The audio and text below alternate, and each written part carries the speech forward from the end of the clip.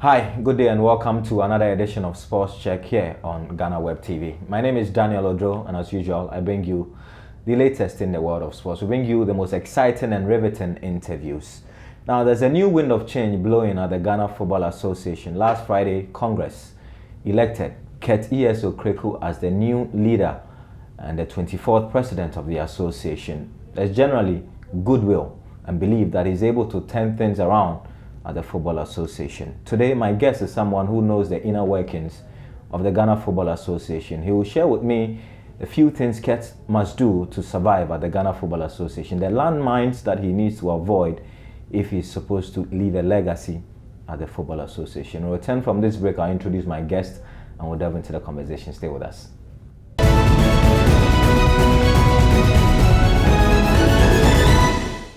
You're welcome back from the break. My name is Daniel Odo. You're here on Sports Check. Today, my guest is a senior colleague of mine.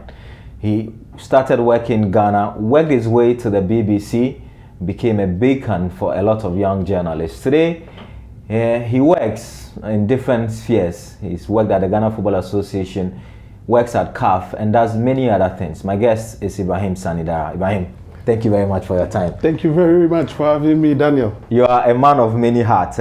What do you do now? I do a lot of things. You can see my table. It's messy.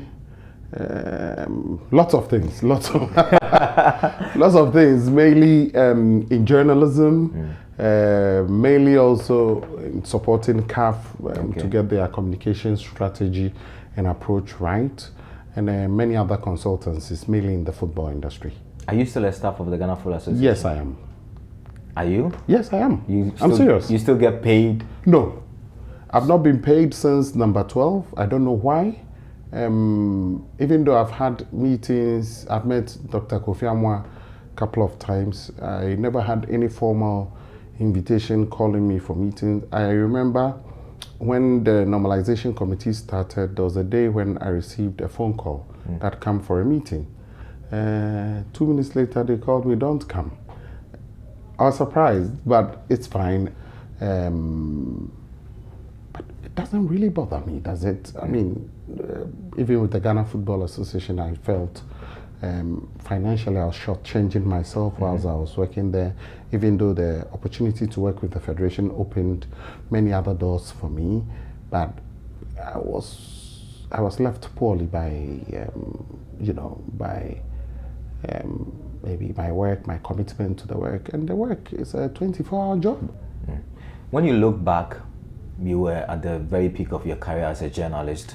From your days at Choice of a move to the BBC was a shining example of how a Ghanaian journalist could rise to the very top. Do you look back and regret that you took the decision to leave London, come to Ghana and help your country? No, I don't. I don't, because at a point I felt that there was nothing to achieve anymore, or nothing to challenge me anymore at the BBC. I had reached the very top, won awards, did a lot of stuff, also learned a lot from some of the greatest journalists in the world. The BBC is the greatest media house in the world.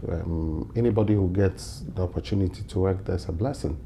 But I felt that I need a new challenge, and the challenge coincided. In fact, let me just put it on record that it was the 6th time of asking that I'd been asked to work with the Federation. And I said, let me venture in and help. Well, when you took over the job, I mean, you would have expected that your colleagues that you left back home who were still in the industry were going to support you, but it wasn't all that rosy. You had a lot of stake at some point in your career as a Facebook spokesperson. Did you envisage that it was going to come with the job? Well, I didn't envisage that, to be honest. I thought that the country will fight towards the same cause, but also people you know, you had worked with, and the rest like that, you would have thought that if I know you, I've been your friend for many ages, and you would, in the minimum, not undermine my work, make a fair criticism. But when you see that there was a calculated attempt, and persistent calculated attempt, it got a little bit worrying. And you also find that the intrigues within football itself. Yeah. But I also expected that the terrain would be tough because when the media landscape in Ghana had changed. Yeah. In those days, I mean, the GFA even didn't have any communications director until I took over. But the media became more open after democracy. Too many radio stations in the country, I think too much for a small country like Ghana. What's our population? 28 million? And you have more than 1,000 radio stations. It's a mess. Let me take you a few steps back. In June of 2018, there was the Anas expose, and you were captured in it. And even though you were not seen taking any monies, the commentary suggested that you took monies afterwards, or some money afterwards. But what was the general feeling? Someone you had worked with, the president, his reign had been brought down in a way that even his worst enemies would not want to see, and yourself was in it. What was it like in those few weeks after the expose was aired at the conference center? Well, I know myself. I know who I am. I've never changed. I remember, let me put it on record once again, that documentary put together is trash. It's a complete pack of lies put together by Anas just to disgrace me and humiliate me. Why? Because I think it's a calculated plan to get Kwesi Nyantakyi, but also anybody who has got any potential of speaking for him to be targeted. Now look at me. I will not answer for anybody. I will answer for myself. But look at me. Edidoku, Lineade, Blue. Does it tell you something? It tells you that these were people vocal people. They are vocal people. So what do we need to do? We need to shut them down. I'll narrate to you what happened. I remember very clearly. It was Ramadan time, and I was driving from home to this place. And before I'd done my dawn prayers, I'd finished maybe 7 a.m. I kept getting a call from a number I don't know. I don't recognize the number. Never had the number. The person called maybe 30 times. Then when I checked on Truecaller, I saw that it has been written Aqua Hearts. At that time, Hearts of Oak had a player called, is it Ruben Aqua? Yes. Then I thought maybe it was a player in distress because look, this industry, people call you for all sorts of things. Somebody might bring something to you that you are not prepared for. So I picked up the call. And the gentleman told me that my name is Aqua. I said, which Aqua? He said, Aqua Hearts. I said, the footballer? He said, no. The guy that when you come to stadium, you give us money. I said, what was it? So I don't even know his name. When you go to the stadiums, every day you go to the stadium, you have these guys who are around, they beg for money. You know, sometimes you have something small, you know. So there are lots of them, not one, maybe 20. Then I asked him, what is the problem? He said, Aqua Hearts. Then I asked, what was the problem? He said, oh, he has got a manager who manages that player, what is his name? There's this House of Oak captain, Thomas Abbey. And that the man looks after him, Aqua. And the man has got a contract for Abbey. And that the condition for the contract is that the player must be a national team player, local Black Star. It was not Black Stars, it said local Black Star. Then the first question that sprang out of my mind was, is that what you do at Accra as a Oak? Still, I didn't even know who I was speaking with. Then he said, oh, because the man gives him money, if he sends him and he doesn't do it, he will not get the money again, and that they will be worrying us for money. So then I said, okay, let the man come and let's talk. Then when I finished the call, I checked. It's a familiar face. It's not somebody I know. He was an errand boy, I don't know, of Heart of Oak. I didn't know his position. I didn't know his name. He wasn't my friend. Nothing. Then when the guy came, I was at the stadium. In fact, then I told him, bring the guy. We'll be at the stadium in the afternoon during training. I didn't even give him the appointment for that day. I gave him the appointment for the following day. So there was training of the Black Stars. When I came, immediately I had not done my afternoon prayer, so I knocked off the prayers and went on the pitch to arrange the media to be orderly and the rest like that. Then he told me they had come already. Then I said, okay, wait, let me finish my work. I'll come. Then when I came, as I was coming, you know when you walk within the stadium, somebody will interrupt you. So I kept being interrupted. Then I met the guy, and then I took them to the side. Then he said, oh, what is his name? He told me his name is something. He mentioned the name. I can't remember the name. Then I said, what do you want? Then he narrated the thing to me. Then I told him that it is not possible. If anyone tells you that anybody takes money, any coach takes money to field any player in the national team, they are lying to you. They would either use it as an opportunity to just squander your money, and nothing will get to the coach because this is not what is done. Then he tried to engage me in more conversations, and I told him that focus on the player. Even these things you are doing, some of the players, they won't even appreciate and know that you want to go the extra mile to help him.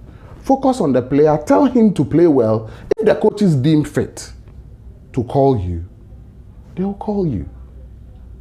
That was the last time I saw Aqua. Then number 12 came. I didn't watch. You still haven't watched? Thankfully, when I took the case to court, I had the opportunity of seeing the raw tape. You'll be proud of me.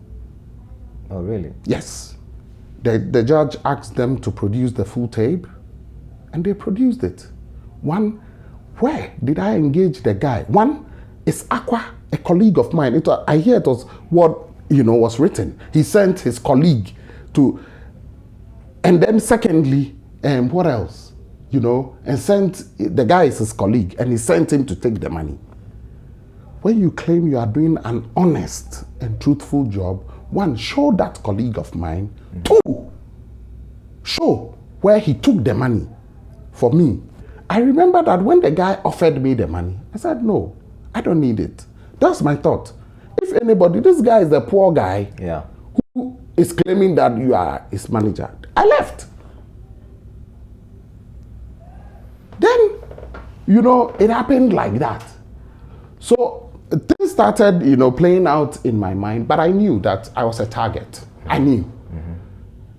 I'm certain in my mind, even though I don't have a cast iron evidence, I know it is people within the football fraternity who had plotted this thing against me. I know, when you talk in football, you are authoritative, you take people on and the rest like that. You step on toes. People are interested in the position. People want positions. They'll do whatever it takes to undermine you. They'll do whatever. They won't care. You think it was collateral damage because of your loyalty to Mr. Nyantakyi? Yes. And I'm like that. If I'm loyal to you, I'm loyal to you to default. I'm loyal to Kwesi Nyantakyi even up to today. I speak with him 15 times a day. He's a good man. He's a good man. That thing you saw there is not a fair representation of Kwesi. It's the reason why, up till now, the people in football still hold him in high esteem. In the face of all these things, people still revere him. You still speak with him. Has he overcome what? Oh, he's a very strong guy. Honestly, if this had happened to anybody else, I would have thought that, something maybe drastic could have happened to the person. Look at the place he had risen to in his career, in his life, what he has done for people and the rest. Today, there are more than 15 Ghanaians sitting on various committees from FIFA to CAF, thanks to him. Does he feel better about how Ghanaians have treated him, knowing all the things you say he has done? No. He looks forward to a brighter future. He's very, very calm about things. And I find him very, very philosophical these days. He calms us down a lot more and the rest like that. Kwesi is a brother. If you meet anybody who has truly worked with Kwesi and has something very, very negative towards him, that issue needs to be examined closely. Many have said that Ahmad has struggled because of Kwesi's absence, and that if he was there, wouldn't have even FIFA installing Fatma Samora to oversee the running of CAF. Do you buy into that idea? There's a widespread view among the African football community, and Ahmad himself has told me this. Let's move to other matters. Since you left, it's been a bit of a vacuum. Someone came to take over your job, Mr. Dankweku Yeboah.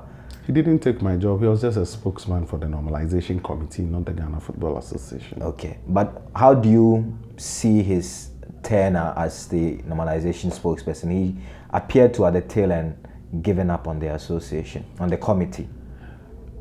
For someone who was an avowed critic of yours, how do you think he performed? I think that he did well. The job is not easy. Doing football is not easy. Do you think he should have taken that job, considering the criticism that he gave you? That is the judgment he needs to make for himself. I cannot make those judgments for him. But I think Dan did well. He tried his best. Look, there's nobody in this world who will bring a magic wand to this work you are doing. The current climate, we have it here, where majority of us, the media, don't do our work objectively.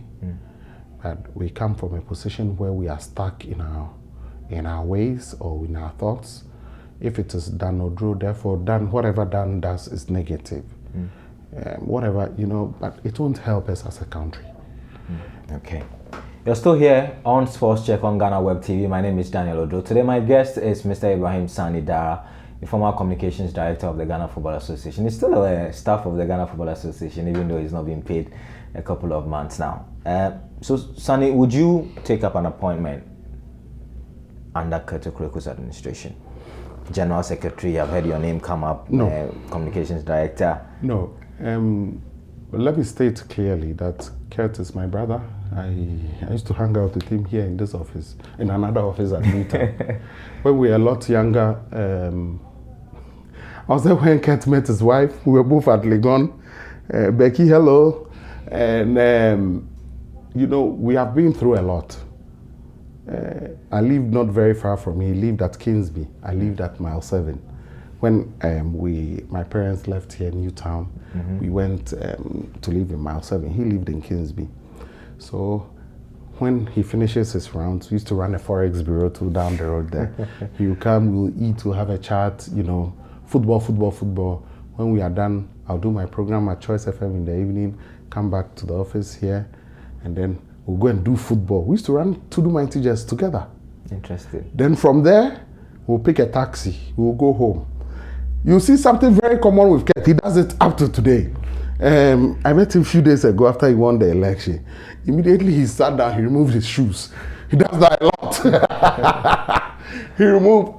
Immediately we sit in the taxi, he removed his shoes. He's asleep, he's gone.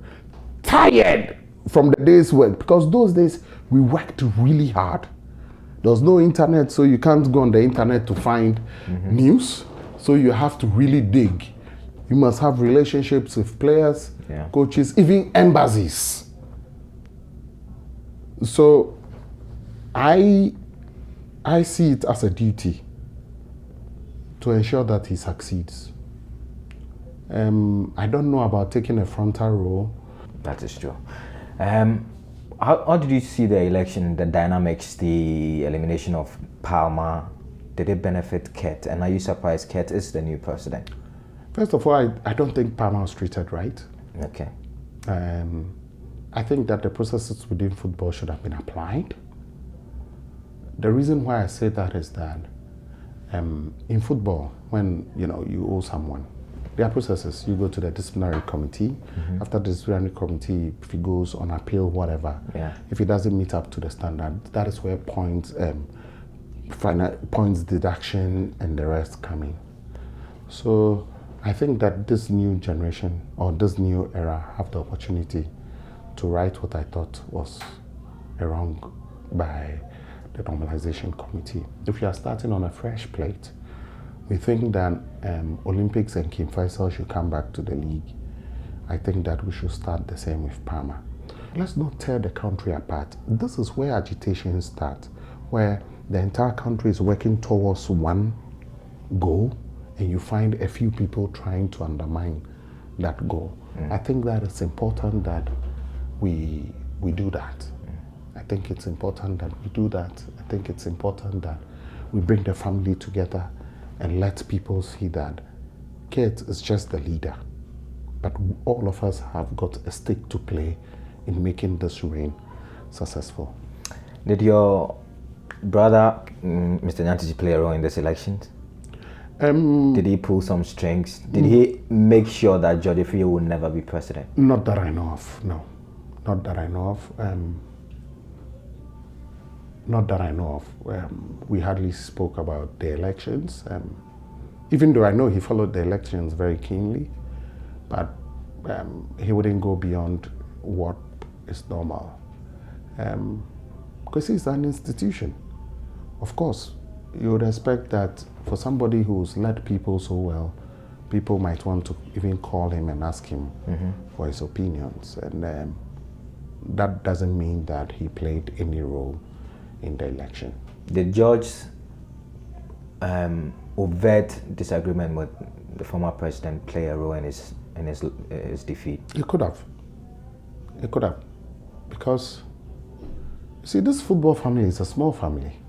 A lot of people know a lot of things. That is why I know George went out of his way to try to, mend the bridges. You remember when George went to the chief imam, his consistent statement was he wants to continue with Kwesi's legacies. It was part of what George did to try to mend the bridges.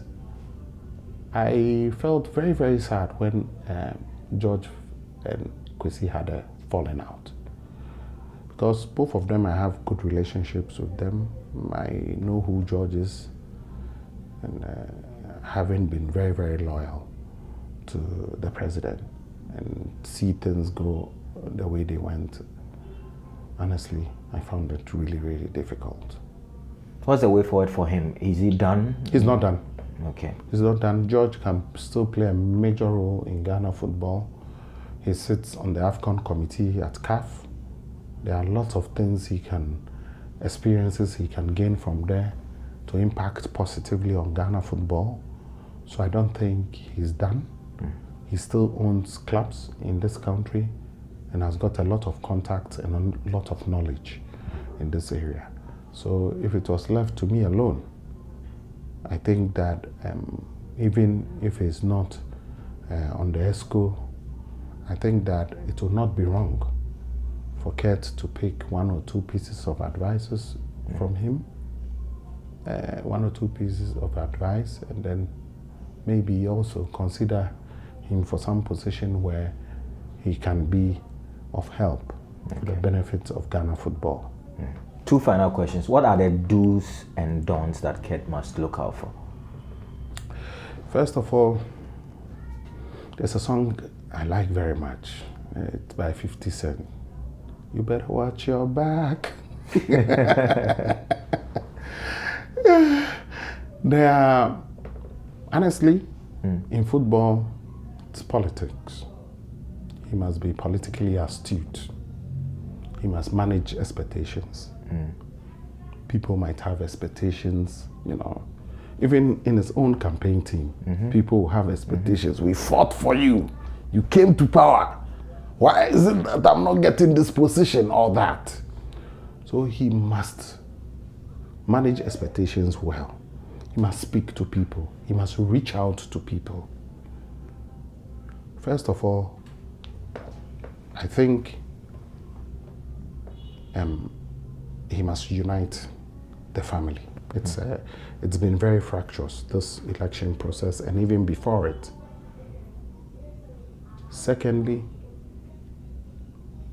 he must appoint, these are my opinions, I saw it in, I think, Palmer's campaign message, that there must be something like a council of elders or something. And I call for this body primarily on this basis to be able to resolve disputes amongst us. Okay. We've had a lot of disputes, somebody goes into a match, he loses the match, he feels the pain, sometimes not because the referee has cheated him or something, but disappointment. They see things that are not palatable. Instead of us coming down with a sledgehammer, like a sledgehammer on an ant, we should seek to talk to people. So we can solve problems rather than taking it outside. Then he needs to train the football family on issues of ethics, issues of transparency, governance, good governance, and the rest like that. He needs it urgently. I will call for the implementation of the early warning systems for our league. The early warning system is a betting system that looks at, for instance, people betting on matches on the Ghana Premier League. If you realize that maybe 2,000 people have betted that Liberty will beat Bichim 4-1, that should send alarm bells ringing. The match must be called off and investigated. These are the things that if we do, will bring back the confidence or the lost trust. Then he also needs to look at the national teams. The Black Stars. This is where a lot of Ghanaians rally. If we get it right with the Black Stars, the trickle-down effect is that the other products of the national teams, people will rally around it. Lots of Ghanaian players playing really, really well out there, including some in the domestic league, like Kumasi Asante Kotoko. I've got some fantastic players. I would suggest that in the immediate term, we are starting our qualifiers against South Africa soon. I think that we must put in measures. They must look through the list, and they must task the coach to put him a little bit under pressure. I'm not saying they should sack him, no. That was going to be my last question, though. Whether Kwesi has done enough to deserve a contract extension. Wow, that is a very difficult question. It's a decision for the board to make, given what they have seen. It's as far as I can go. I don't want to be meddled in any controversy. But at the African Cup of Nations, I was hurt. As a Ghanaian, to see our country eliminated in the way it was eliminated, I felt humiliated. Because you sit amongst people where you speak with pride about your country, and you see the lost opportunity. It hurts me. As an individual, it hurts me because it's my country. Regardless of what has happened, it's my country. I've got no option. In previous times, the least we got was the semi-finals. To see the team struggle all the way through. If you had some experienced hands at the background, to do the normal things you do to win the match, to put the coaches on their toes, to bring different options, to solve problems when they arise, to bring unity in the team, and the rest like that. I think we lost the opportunity. Thank you very much. I see you're getting very emotional at this point. Thank you very much. Today, my guest has been Mr. Ibrahim Saani Daara, former communications director of the Ghana Football Association. He knows the inner workings of the Football Association. He's shared with us some of his past experiences, the good, the bad, and what he hopes that Mr. Kwesi is able to achieve as president of the association. Hopefully, Ghana will be back where it belongs, amongst the big boys in Africa and the world at large. My name is Daniel Odro. It's been another wonderful edition of Sports Check on Ghana Web TV. We're back same time, next week with another edition. Until then, keep well. Bye for now.